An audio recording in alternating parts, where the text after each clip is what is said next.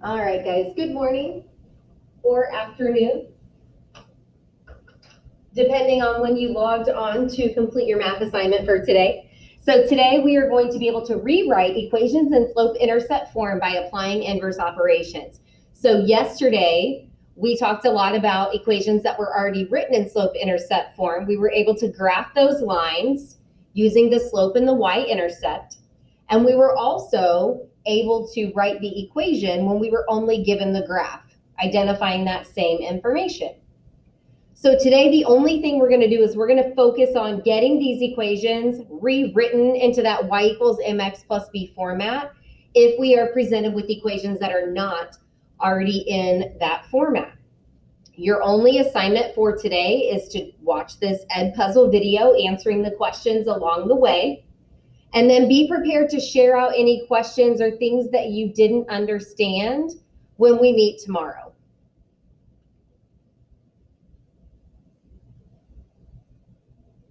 So just to review here, rewriting equations in slope-intercept form, we know that slope is the measure of a line's steepness. We know that slope-intercept form is written in that y equals mx plus b format, where m represents the slope of the line, okay, so that rise over run, and b represents that y-intercept, where that line crosses the y-axis. In order to write an equation that's not already written in slope-intercept form, but to convert an equation into slope-intercept form, we have to use those inverse operations, and the goal is to get y by itself. We have to get y by itself because if you look at our slope-intercept form up here, okay, that's the format that the equation needs to be written in. Y needs to be by itself.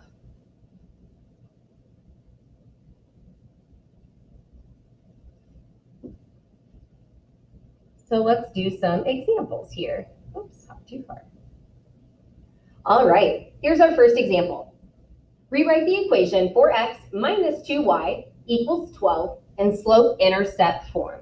So just to remind myself, I'm going to go ahead and jot down slope-intercept form. I know is that y equals mx plus b. And I know my goal is to get y by itself.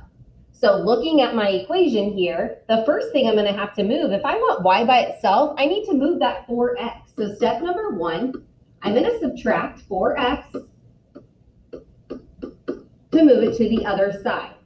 Okay, this process should start triggering or ringing some bells because it's very similar to when we were working with equations with variables on both sides. So I'm going to subtract 4x. I'm going to do the same thing over here. Okay, and you know me, I'm going to go ahead and I'm going to rewrite my equation, and I want to get it as close to slope-intercept form as possible. So what that means is I'm going to bring down my negative 2y, don't lose your negative sign, equals, I know that mx is going to come first on that right side. So I'm going to pull my negative 4x down first, plus 12. So these guys, they just traded places so that I can match the format of that formula.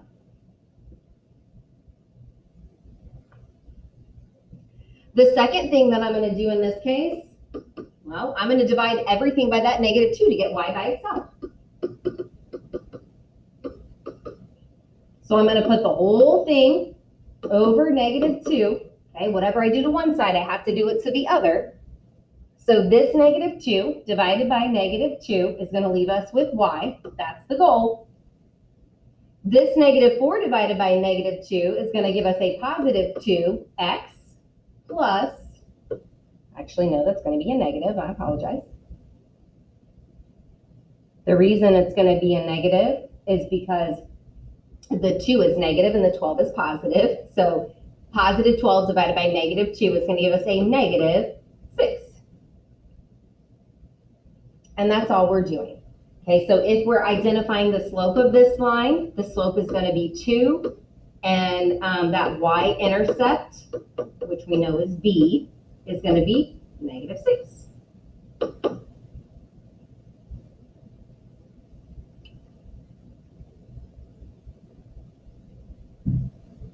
Keep in mind, you guys can pause the video as many times as you need to catch up on writing as we go.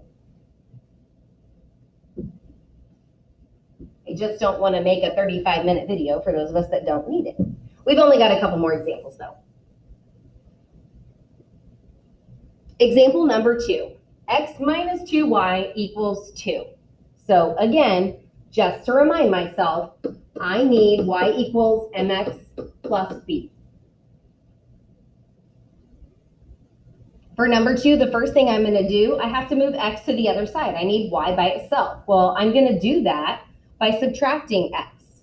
So I'm going to subtract x from both sides. That's going to cancel it out over here. And of course, I'm going to rewrite it so that I can rearrange 2 and negative x to get it in my mx plus b format over there on the right. Don't lose your negative. Negative 2y comes down.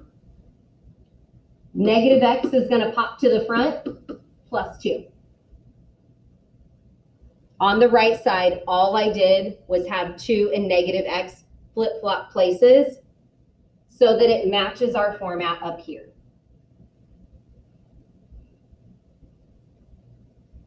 Okay, next step. We're going to divide by that negative 2. Everything gets divided by that negative 2. Okay, if you need to write it several times, then write it several times. Negative 2 divided by negative 2 is going to give us a positive y, gets y all by itself. That's the goal. Remember, there's a 1 in front of this x right here. So this negative over this negative right here is actually going to give us a slope of 1/2 x. And then this positive divided by this negative is going to give us a y-intercept of -1. So y equals 1/2 x minus 1. The slope of this line is going to be 1/2. That y-intercept is -1.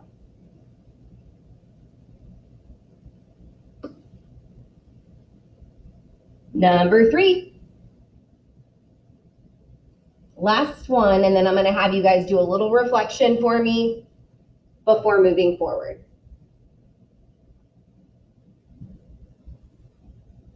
We're going to move that 3x, separate those two sides. I'm going to do that by subtracting.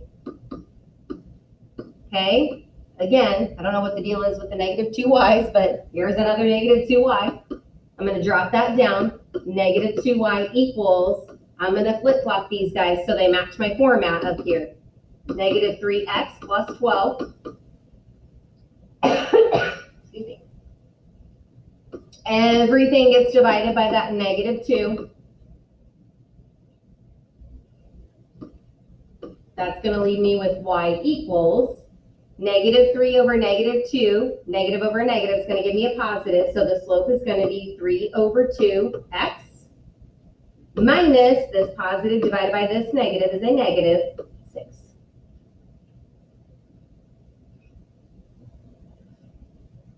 So the slope of this line was 3 over 2, and the y-intercept was negative 6.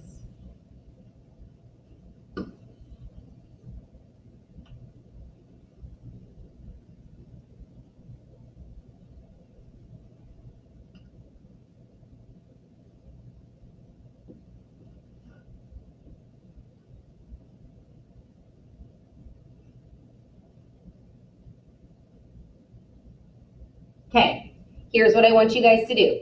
These are your 2 problems that you guys are going to try on your own.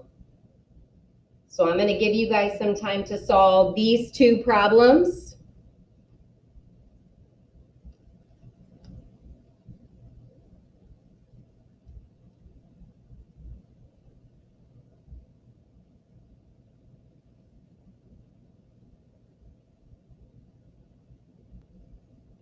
Okay, let's check and see how you did here. So the work and the answers to number 4 and 5 are on your screen right now. So step by step here for number 4, we move that 4x to the other side by subtracting it. Divided by 3 on both sides. Those were our 2 operations. We're going to leave that negative 4/3, remember, as an improper fraction because it represents that ratio of rise to run of that line.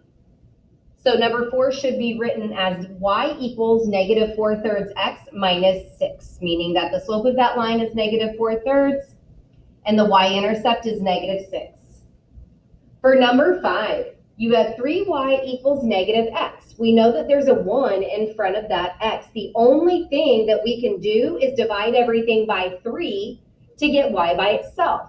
So technically, thinking about it, once we divided y by 3 and that x by 3, you're going to end up with an equation because nothing is on the right side of this. Okay, so it's technically a plus 0. We know that we just don't write that. Once you divided by 3, you ended up getting y equals negative 1/3 x plus 0, or y equals negative 1/3 x, because we know when there's nothing behind that negative 1/3 x or the slope x, that gives us a y-intercept of 0. So the slope of that line is negative 1/3. Y-intercept is going to be 0. It's where that line's going to cross through right there at the origin.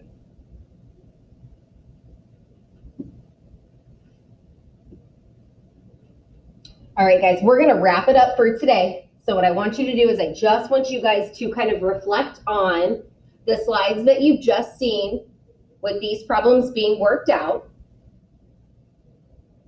Write down any questions on your note sheet that you guys might have, knowing moving forward that we're going to continue to review this tomorrow when I see you either virtually or in person.